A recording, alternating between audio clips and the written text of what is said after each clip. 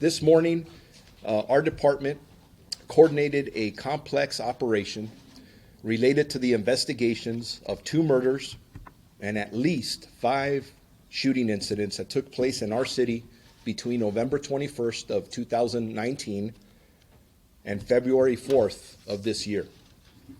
These crimes impacted at least 9 victims that we've tallied, and that could grow. Males and females who range in the ages from 16 to 70 years old and are from a variety of different racial backgrounds. These incidents have left a lasting trauma with their families as well. In an effort to seriously impact violent crime in our community, today's operation included simultaneous search warrants, parole and probation compliance checks at 24 different locations in Long Beach, Los Angeles, Norwalk, and the city of Paramount. It also included inmate cell searches at various prisons and jails throughout the state. We are extremely grateful for the assistance provided by our law enforcement partners and would like to recognize the following agencies for their support and coordination today: the Los Angeles Police Department, the Los Angeles County Sheriff's Department, the Los Angeles County Probation Department, and the California Department of Corrections and Rehabilitation.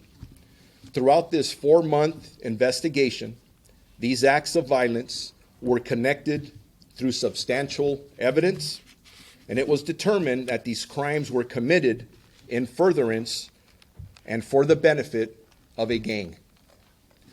Through our investigative efforts, we arrested 3 Long Beach juvenile subjects, one 16-year-old male who was booked for murder and attempted murder, one 17-year-old male who was booked for murder and attempted murder, and one 17-year-old male who was booked for attempted murder. All are being held on no bail. All 3 juveniles taken into custody are members of a local Hispanic criminal street gang. They're all on probation, and they all have violent criminal histories. Also arrested in today's operation were 9 adult suspects and 3 additional subjects for various charges, and we are still in the process of booking those individuals as we speak. There were several firearms that were recovered, and I believe we have pictures of them for you. 5 handguns and at least 1 rifle. 3 pounds, at least 3 pounds of methamphetamine and U.S. currency that we're still in the process of cashing, or counting, I should say. This operation has required a tremendous amount of time and resources, and I am extremely proud of all of our employees involved in their amazing collaborative work to bring those responsible to justice. I also want to really take the time to thank the courageous community members who came forward and assisted us by providing critical information that led us to the apprehension of these very violent individuals. This is a strong reminder to our community that this is absolutely a shared responsibility. That means reducing crime, reducing violent crime, and making sure that juveniles this age aren't committing the kind of crimes that they were arrested for. That's what I'm saying is a shared responsibility between parents.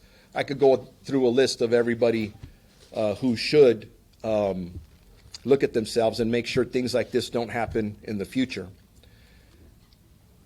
It is unacceptable that we have 16 and 17-year-olds who are being recruited into the gang lifestyle and choosing to terrorize, injure, or end the lives of others.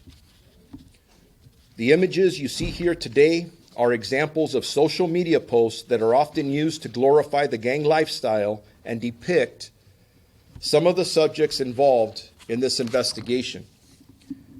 As you can see, these images show subjects who appear to be teenagers holding firearms and flashing gang signs, which are very, very disturbing. And I do, as I come to a conclusion here and open it up to questions, I really do want to remind our community that if you observe something like these pictures on social media, or you hear somebody talking about it,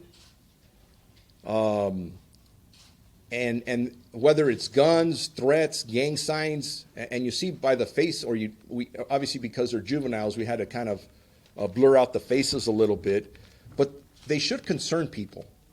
And if you really think about it, you have an obligation to report it. And I say an obligation because I talked about the fact that we're up to 19 victims. If somebody, just one person, would have come forward and said, hey, I'm seeing something on social media, let me give this to you, our detectives, our officers may have been able to jump on this even sooner and prevent some of these tragedies from occurring. And that's, again, where I talk about the shared responsibility. It's all of us. But all that being said, we will continue to work with our government, community, and law enforcement partners to protect our community and make it a safe city for all people.